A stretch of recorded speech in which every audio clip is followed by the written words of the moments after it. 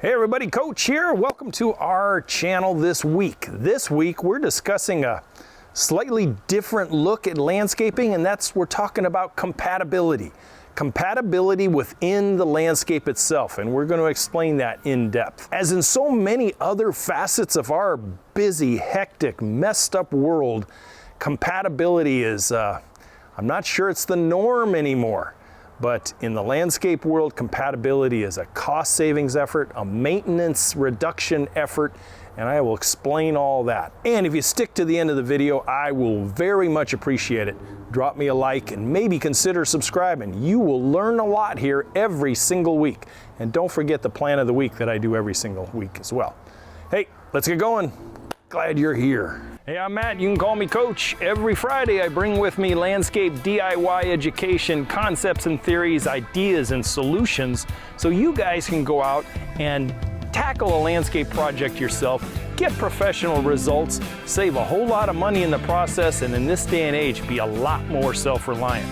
Man, after a 20-plus year career in the green industry, I'm bringing with me a lot of knowledge and experience that I want to share with you guys, the new, modern, educated, self-reliant homeowner of today. Hey, you know, using that word, compatibility, you know, it weaves itself through all of our human existence. It really does. You know, the word probably takes on different forms and different spellings and different meanings throughout the world, but compatibility in the landscape, for the most part, we're basically talking about getting along in a plant world, that is. In the human world, compatibility basically focuses in on people, focuses on places, focuses in on things that we are most comfortable with, we are most compatible with. It may be a particular race of people. It may be a particular type of car that you're compatible with. It may be a particular type of area of the world that you're most compatible living in. Well, you know something? As far as parts of the world that you're compatible with, plants come from that quite a bit as well. Let's explain. You know, in the natural world, good old Ma Nature, over millions of years, has developed compatibility within the horticultural world and animal world all over this blue marble we call Earth and call home.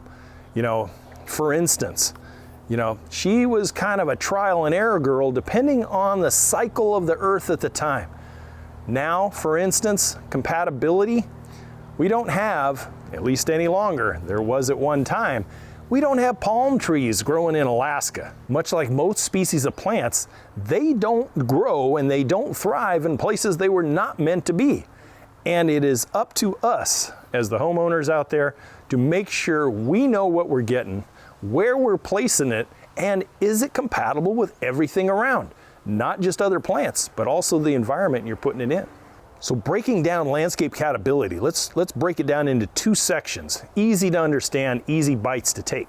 First, we address the environmental compatibility. And the environmental compatibility basically comes down to sun. Full sun, part sun, shade, okay? The type of soils you have, the growing zone that you're in, the weather patterns that you have, winds versus soil versus water needs, all that compatibility folds itself around each and every individual plant that you are going to take and put in the ground. Most of the time, plants are somewhat forgiving. They may not always thrive where you're putting them, but they will survive. But like this channel always does, I want you to do the best you can possibly do. So you can see when you end up hiring a good, educated, and trained landscape designer, they take all of this into consideration. When I sat down at the kitchen table with folks and I asked questions, my training and education was always in the background, always running.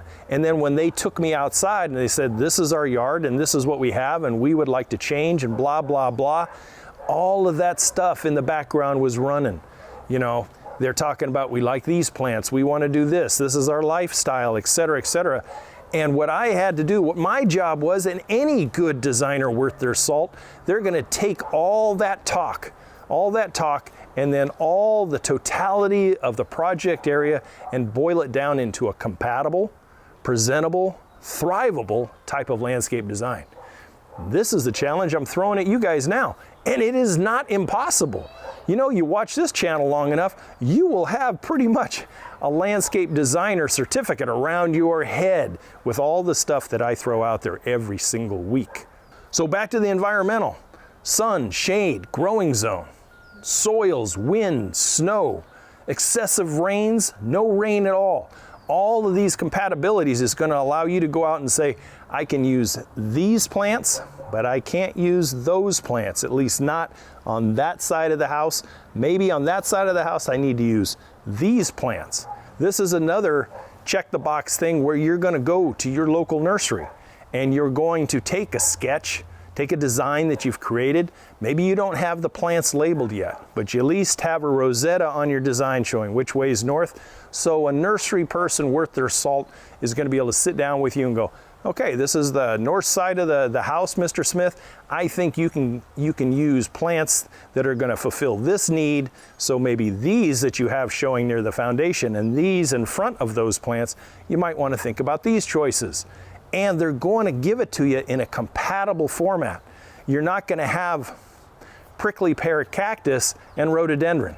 You're not going to have hydrangea and New Zealand flax in front of it. They're not quite compatible. They're really not. So listen to the pros that you have out there and then make sure you drop your dollar there. You just don't go running off with 50 cents worth of education and save a couple bucks down the road at some box store. So let's take it for instance, because compatibility is not something that is always just the growing season. It's 12 months out of the year. If these are your bread and butter plants of your landscape, you know, you're not gonna, if you're gonna have somebody try to tell you you could take your split leaf philodendron because you moved from Florida and now you're going up to Nebraska to live because of your work or whatever. You're not gonna take your split leaf philodendron, put it out on the west side of the house, on the windward side of the house, on the snowbound side of the house, and expect that split leaf philodendron to thrive. Much like if it was reversed and you were going down into the swampy lands of the southeast part of our country or anywhere, you're not gonna take an emerald manzanita and go down there and plunk it in the wet, heavy-duty soils that are constantly wet and have a very high water table. And manzanita is going to last you 8 weeks, and it's just going to go checkout time. So compatibility, very important. So another compatibility angle in the landscape design concept theory, and that is size.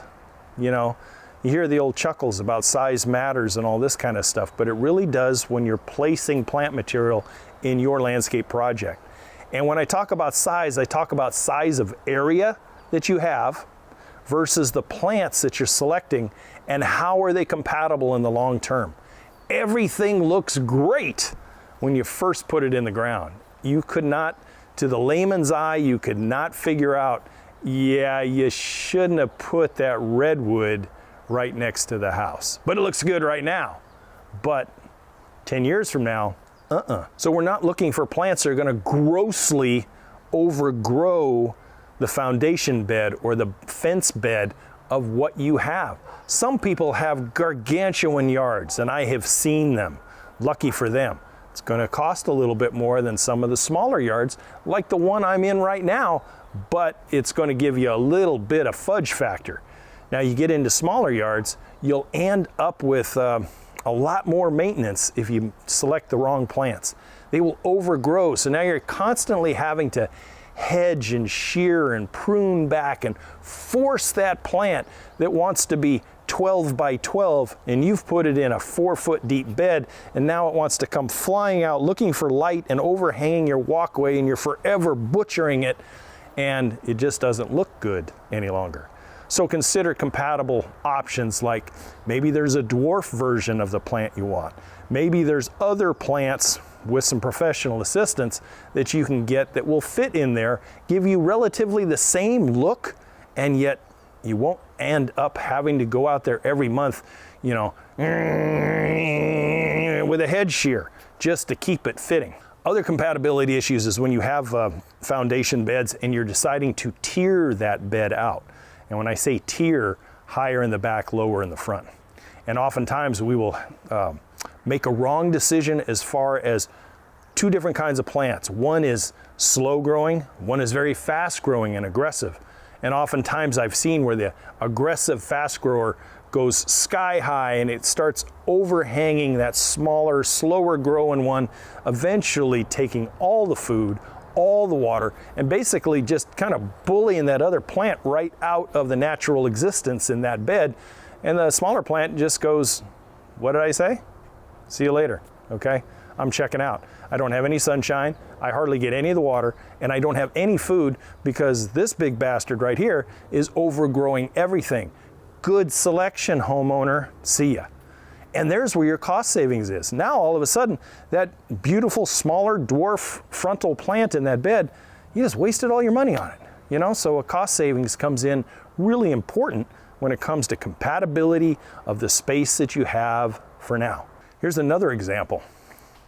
If you take some particular trees, now I'm back in my home state of California right now, and I haven't seen redwood trees in a long, long time. They don't exist back east. They don't exist in the southwest, and they don't exist in the northeast. So come back here and I see redwood trees that are used for shade trees, and they've planted them. I was at a Target store the other day, and these redwood trees were planted in a bed at the end of a parking area that was about 6 foot deep. And this was done by a landscape architect. And the contractor planted all these things, and now those things are probably 20 years old with trunks on them about this big around, and the root heave is starting. It's cracking the parking lot curbing and starting to lift the pavement in the parking lot. Now, come on, you know, anybody who has a modicum of ornamental horticulture sense would know, yeah, this thing in a mature size is not going to be very well behaved. Redwood trees are a beautiful, beautiful, beautiful natural element in its natural environment. And in big landscape yards, okay. Just like willows, just like full-size October glory maples, they're gorgeous. But if you take those massive trees and put them in a small environment, it looks good for the first 5 years. And then its true growth habit is going to start showing through. And that's where people get into trouble with cracked patios, cracked driveways, cracked edgings like I told you about last week. Those kinds of things are a reality. And so the proper compatible selection when you go to buy plant material is just crucial. So like plants with like needs in the right places ensures landscape longevity, ensures less maintenance because you're not having to butcher everything 5, 6, 8 times a year to keep them in bounds, and it's going to look much better. You're not going to have a bunch of green meatballs out there. You're not going to have a bunch of pyramids or whatever, you know, shearing style is yours. You're not going to have to do that. You're not going to have walls of a privacy screen like this right here, you know, that just goes up forever, and you're having to do maintenance in this fashion, like this. This is not what you need, not in the normal residential backyard. You just don't need this type of maintenance. It's dangerous, number one, but number two, it's extremely time consuming. So think about that. Think about it when you're going to do your plant layout and your plant scheme, see how it fits for you. And then take and verify it with someone of more knowledge than yourself. And that's where you strike a home run in the compatibility world as far as landscape goes. Irrigation, especially decades ago, everybody watered everything from a sprinkler. You know, you either had the old oscillating sprinklers, and it just basically got everything. And then you went into the impact heads, and it basically watered fence to fence and everything in between. It's okay, but it's not compatible with a lot of the plant material that you may have in your beds. Maybe you don't need to have overhead watering. All it does is you got hard water and it just spots everything. You end up with white plants. Instead, always consider your compatible irrigation being for your turf, if you're still doing turf, and then for your beds, you're doing micro sprays or drip irrigation, certainly for the conservation angle alone. So to sum it up, stop fighting Mother Nature. She will win 99% of the time. Do a little due diligence. Spend that extra half a day in research and find out exactly what plants are going to work, which ones are compatible. So like when I talk about people who can grow azaleas and hostas and ferns, Lithidora, one of my plants of the week. You get into those kinds of plants, they're all compatible with each other. They have like needs, about the same amount of water. They like the same pH, slightly acidic. They kind of bloom and go with things that make the whole bed flow, and it looks very natural. As opposed to putting hosta and New Zealand flax and crepe myrtle in a 2-foot wide foundation bed, it's just not going to work. It's going to be a struggle, and it's going to be a hassle, and you're going to get pissed off, and you're going to give up. And I don't want you to give up. I want you to be successful. So many years ago, back in the 80s, there was a man who uttered the words, "Can't we just all get along?" Well, plants feel the same way too. They want to be grouped with other plants that they get along with, and they're not going to get overcrowded. They're not going to overgrow their neighbor, and everything is going to get the proper amount of soil, water, light, and food. There's where you strike a home run with landscape success. Compatibility in the landscape. Boy, in this busy world, at least our landscape can be compatible. Even us humans apparently are not. With that, I appreciate your time and interest. If you are still with me, which I greatly appreciate, I hope you've learned something here today. Consider subscribing. Every Friday I come out with 2 videos, the plant of the week and also the educational video. I think you will get tremendous value here, value that you don't find everywhere. So speaking of compatibility, coaches, check it out here. Don't forget to check the website at youryardcoach.com. A great book, a great digital course, and always the 15-step landscape giveaway. Hey, thanks for your time. I'm going to see exactly how compatible I can be for the rest of the afternoon right here in our good friend's hammock. Thanks for taking a few minutes. Take care. I'll see you next week. Oh yeah. Coach is very compatible with this.